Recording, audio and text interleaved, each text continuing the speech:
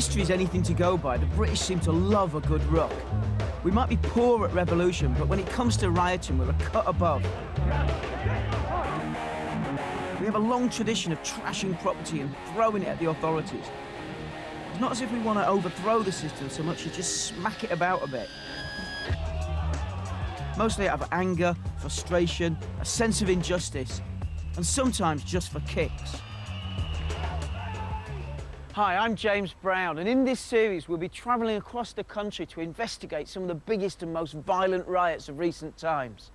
From the poll tax riots of Trafalgar Square to Strangeways, from football hooliganism to the anti-police riots in Brixton. I'll be talking to those at the eye of the violence, the rioters themselves, the police and the eyewitnesses, to find out what turns a simple demonstration or arrest into full-blown civil disorder.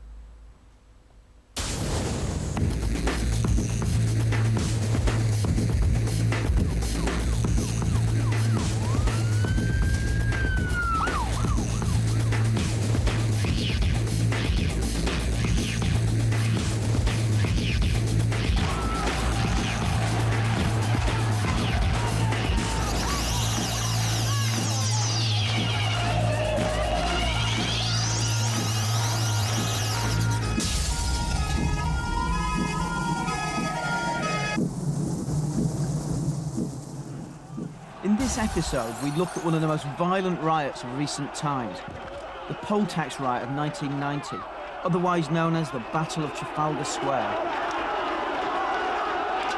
I've seen riots before, but I've not seen a riot in central London. The police deliberately attacked a massive peaceful demonstration. It was one of the best days of my life, actually, I must admit. It was absolutely brilliant. It was King Richard II in 1381 who introduced the first poll tax. To fund his wars, he demanded that everyone in the land pay a shilling. Now, the poor couldn't afford this, and so they fought back, led by a guy called Wat Tyler in what became known as the Peasants' Revolt. 600 years later, Mrs. Thatcher introduced her own poll tax, and once again, the peasants were revolting.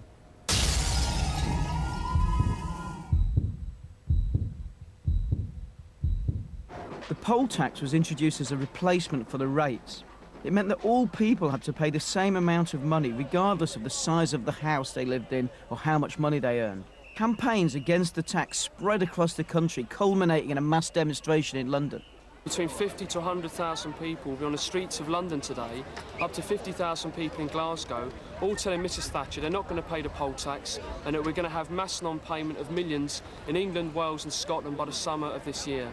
I think the poll tax was extremely unjust, in that it meant that the rich would gain and that the poorest people in society would lose a lot of money. The classic thing about the poll tax demonstration, because before it became the poll tax riot, the poll tax demonstration was, like a lot of that stuff at the time, very broad groups of people. There were Tories on that march, you know, and there were little old ladies who would kind of demonstrate at Greenham Common, that kind of thing.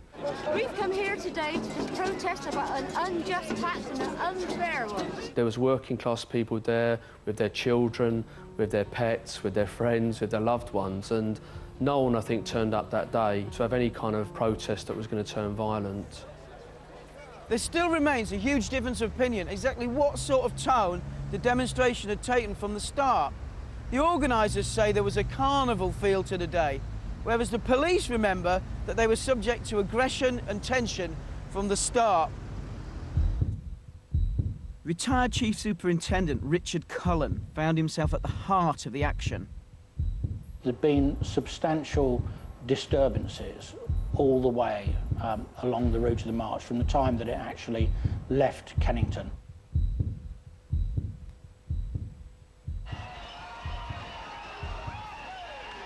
Most of our reserves were deployed to deal with groups that were causing disorder on the way.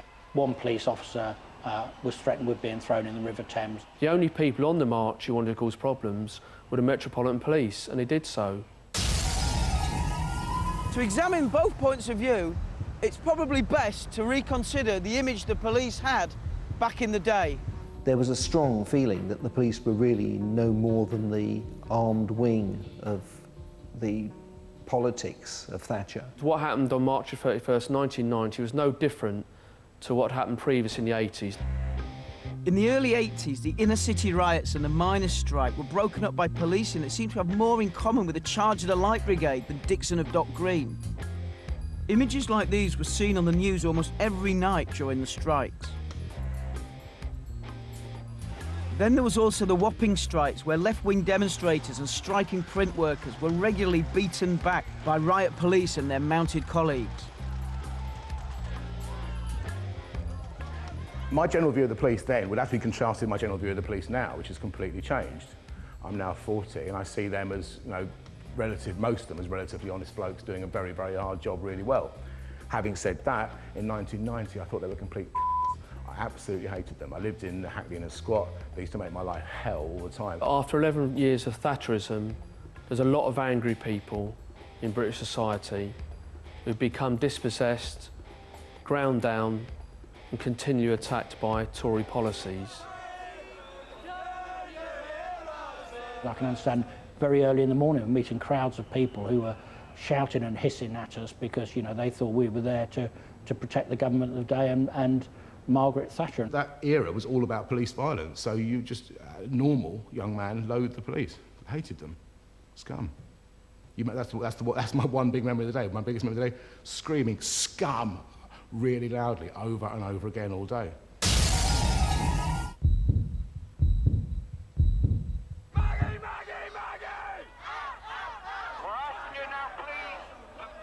Back on the march, some of the protesters were having difficulty getting past Downing Street without making some sort of symbolic statement.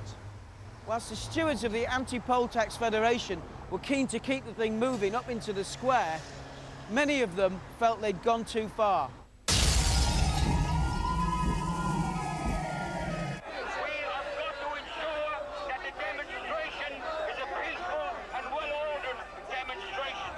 The march stopped, and after a time, some of the demonstrators actually sat down.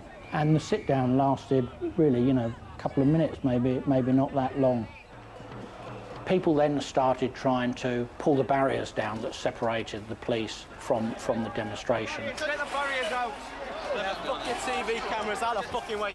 By then, we had people throwing bottles and bricks at the police, assaulting the officers, hitting officers with poles. And none of those officers were in protective equipment, they were in ordinary policing gear. We were confronting, I suppose, about maybe 2,000 hardcore demonstrators, and what we brought up were mounted branch officers to actually slowly push the crowd up Whitehall towards Trafalgar Square.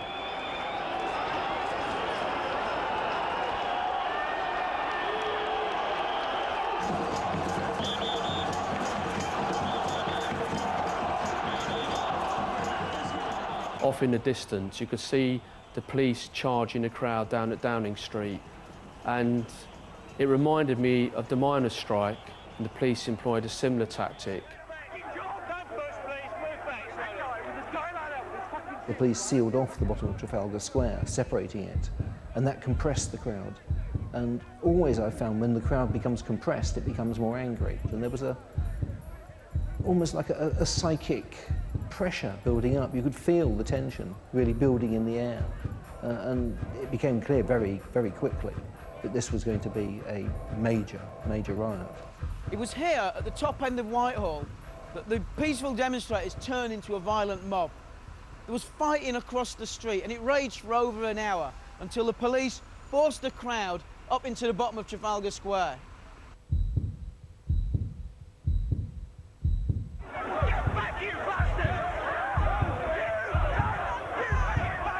It's fully understandable that if you're attacked by the police, whether it's on a demonstration or anywhere else, you do have the right to defend yourself, because if you do not defend yourself, these people will break your head open. He needs an ambulance, not a fucking telly. I didn't go there with any intention to riot. I was quite hyped up because it was a demonstration, and those days everyone hated Thatcher. You'd always drink special brew on a demonstration to give yourself the courage to kind of jostle the police a bit. But within minutes, I'd actually seen people getting the crap kicked out of them very quickly, with the big batons getting beaten, and then that gives you that huge sense of anger. And I'm kind of angry with nowhere to go.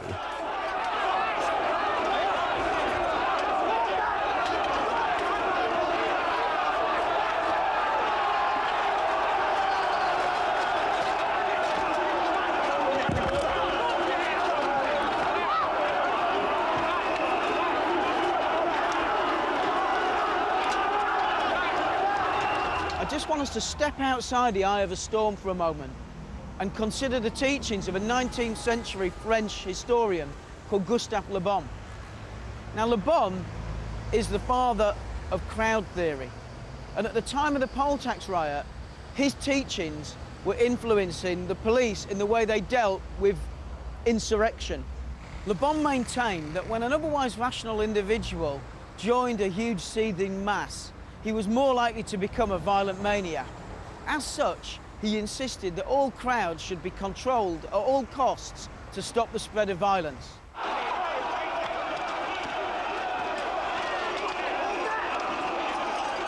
As a result of the police's desire to control this riotous mob by any means necessary, it was inevitable that innocent people would get their heads cracked too.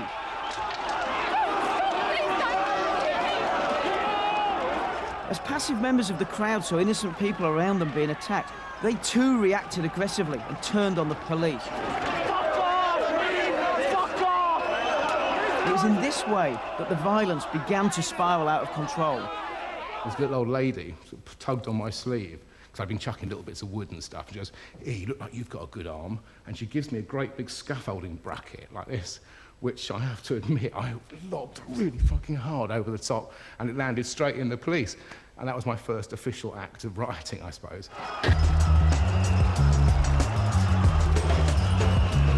After the break, the violence escalates. Protesters get mown down, and the police are attacked by their own parking implements.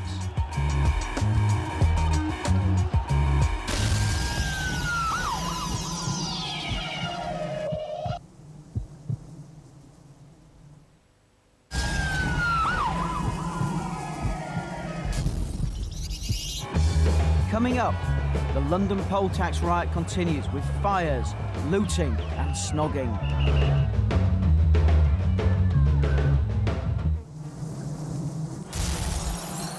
It's March 1990 and Trafalgar Square has turned into a battleground as police and protesters clash at a demonstration against the poll tax. By now, the police had stopped recognising the crowd as a group of individuals and now saw them as one big scary mob that needed to be suppressed at all costs. Accordingly, they waded in and started snatching people out. And naturally, they weren't always going to get the most aggressive protesters. Each time the police attack, they create a new group of people who had previously been fairly pacifist, who have been turned into violent, angry, outraged citizens. The authorities' next move was an attempt to clear a corner of Trafalgar Square with a charge by mounted police, a tactic which inflamed the passions of an already furious mob.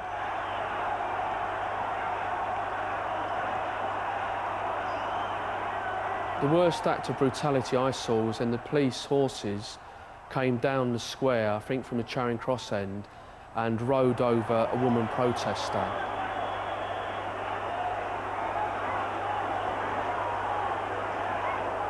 My heart sunk then, because I thought, my God, someone's going to die today. She went down on the ground, and there must have been a dozen horses went over her with the hooves, and you could see her getting rolled on the ground by the hooves. Innocent people will get hit and people will get knocked over by the horses if they're actually in a demonstration where there's violent demonstrators, because very often there's no way you can get to the violent demonstrators without knocking other people out of the way. Luckily, the woman wasn't badly hurt, was able to get up, and fellow protesters looked after her. As far as I know, took her to St Thomas's Hospital.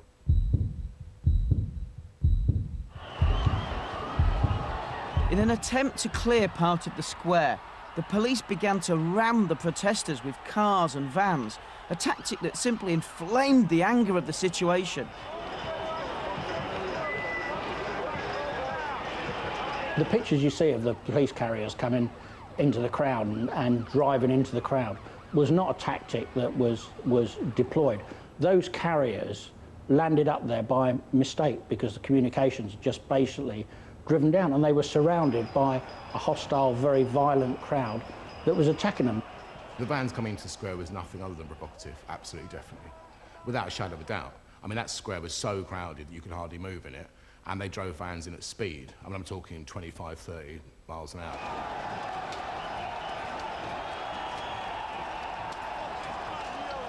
Those people were rioters. They were not peaceful demonstrators. Peaceful demonstrators do not throw scaffolding poles through car windows and try and kill police officers. The attack on the vans with the scaffold poles and with other things was completely justified by the way in which the police were using the vans just to drive willy-nilly at the crowd and at quite innocent people.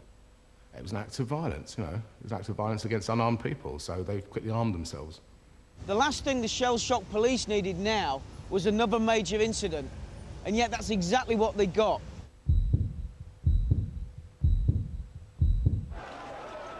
Builders' huts on the side of South Africa House were set alight. And it was kind of scaffolding going up outside, and it was one of those workmen's huts about 3 levels up on the scaffolding. So, of course, all the hardcore proper anarchists were up there like a rat up a drain pipe and did what an anarchist would do. They set fire to this shed.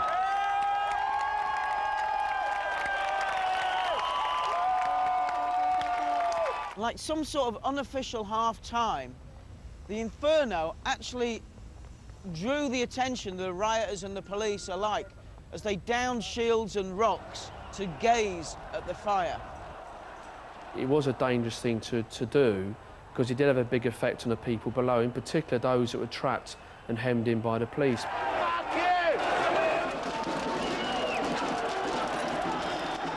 During the height of the violence, there's periods of 5-10 minutes of relative calm, frequently. And during one of those periods, I saw a couple kissing. And it didn't even seem out of place at the time. The atmosphere was one of, all the rules had gone. It was a feeling of liberty and freedom as well as terror and chaos. Oh, just this urge, this rising passion among the whole crowd, there's just the energy. And it just overcome these two people who I found their names out later, Nidge and Laws. It's a picture of real joy and spirit.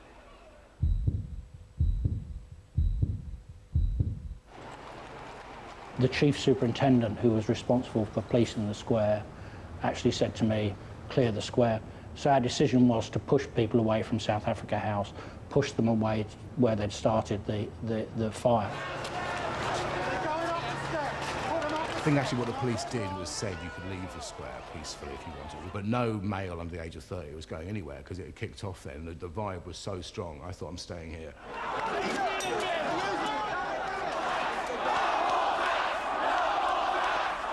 A large group of protesters congregated at the north end of Trafalgar Square, where there were more violent standoffs with the now better-equipped riot squads.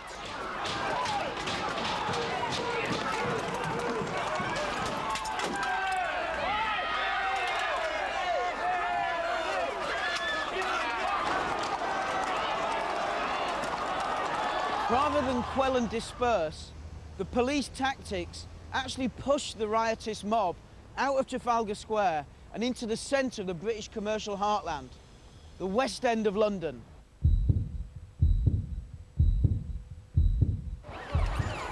Rioters formed barricades in the surrounding streets and then attacked the police that came to disperse them. Sergeant Graham Cothall suffered serious facial injuries. Can you all try and be sympathetic? We were told to report to a bronze sector commander, that's a senior officer. When we got there, we couldn't find him. And then it was, we were then almost immediately attacked with stones and things.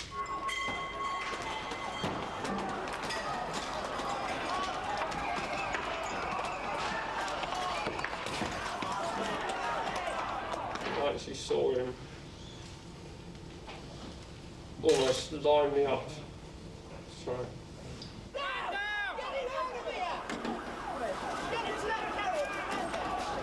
I haven't got any favourable memories of him. But when you've been in the job 14 years, you get used to it. There are people that he perhaps doesn't dislike me for me personally, it's just what I stand for.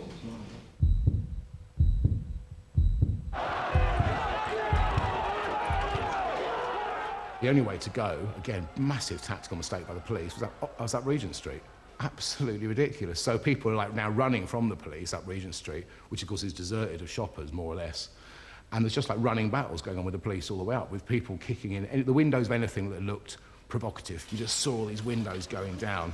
Unlike the mindless mob that Gustave Le Bon had predicted, the crowd were actually selective in what they targeted. They left the smaller vendors like newsagents and hot dog salesmen and got on with attacking the big businesses, the banks and the luxury car showrooms.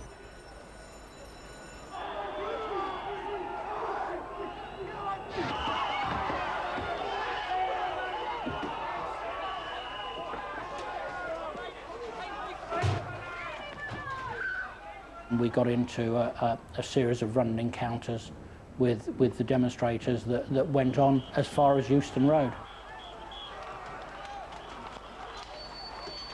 The rioting and looting carried on late into the night, with property being damaged throughout central London.